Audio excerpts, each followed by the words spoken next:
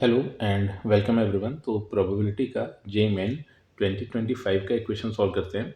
और क्वेश्चन में स्टेटमेंट दी गई है, two balls are selected at random one by one without replacement from a bag containing 4 white and 6 black balls. If the probability that the first selected ball is black, given that the second selected ball is also black, is m divided by n, where GCD of m comma n is equal to 1, then m plus n is equal to। तो अब यहाँ पर एक काम करते हैं। सबसे पहले तो इवेंट्स यहाँ पर लिख लेते हैं। तो ए अपने पास एक इवेंट दिया गया है, that is the first selected ball is black. तो फर्स्ट बॉल इज ब्लैक, तो ये इवेंट ए हो गया। फिर नेक्स्ट एक इवेंट बी यहाँ पर ले लेते हैं, जो कि है सेकंड बॉल इज ब्लैक।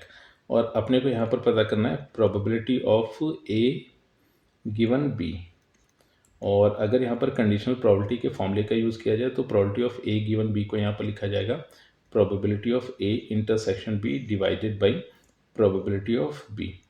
तो अब न्यूमरेटर को अगर देखा जाए तो इस स्टेटमेंट का सिंपल सा मीनिंग ये हो गया कि पहली एंड दूसरी मतलब दोनों ही बॉल अगर ब्लैक हो तो इस चीज़ की प्रोबेबिलिटी क्या होगी।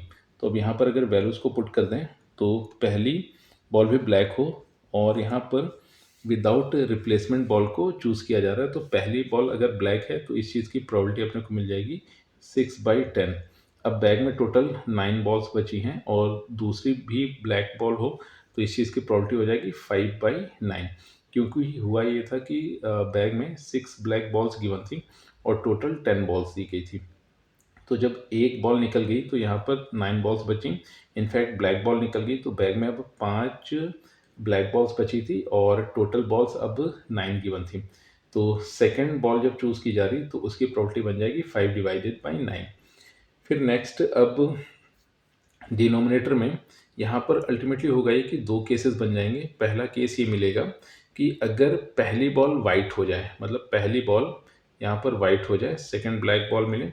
और दूसरा केस ये पॉसिबल है कि दोनों ही ब्लैक बॉल्स हो जाएं। तो अब प्रोबेबिलिटी ऑफ बी अपने को इस तरह से देखने को मिल होगी। तो अब इसकी वैल्यू को अगर यहाँ पर पुट कर दिया जाए तो पहली बॉल वाइट बॉल हो गई तो इसकी प्रोबेबिलिटी बन गई 4/10। अब बैग में टोटल 9 बॉल्स थी और सेकंड बॉल ब्लैक हो तो इस चीज़ की प्रोबेबिलिटी होगी 6/9।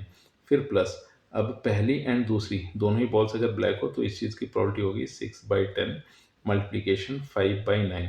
अब न्यूमरेटर के डिनोमिनेटर में एंड डिनोमिनेटर के डिनोमिनेटर में 10 मल्टीप्लिकेशन 9 ये क्वांटिटी कॉमन हुई है तो उसको न्यूमरेटर डिनोमिनेटर से कॉमन लेकर कैंसिल कर दिया। फिर फर्दर न्यूमरेटर मिल गया अपने को 6 5 जो 30 और डिनोमिनेटर में अगर देखा जाए तो ये अपने को मिल रहा है 30 प्लस 24। तो फर्दर अगर इसको सिंप्लीफाई किया जाए एक काम ये करते हैं कि 6 से डिवाइड कर देते हैं। तो 6 5 जो 30 और ये 6 5 जो 30 एंड 6 4 जो 24। फिर फर्दर सिंप्लीफाई करके ये अपने को मिल गया 5/9 एंड यही इस क्वेश्चन का फाइनल आंसर है। और इनफैक्ट यहाँ पर ये जो चीज़ दी गई है इसको m/n बोला गया है, तो यानी कि m/n ये अपने को 5/9 इसके इक्वल दी गई है। तो अब यहाँ से m की वैल्यू अपने को 5 मिल रही है एंड n की वैल्यू अपने को 9 मिल गई है। दोनों का सम अगर किया जाए तो वो अपने को 14 मिल गया एंड यही इस क्वेश्चन का फाइनल आंसर है।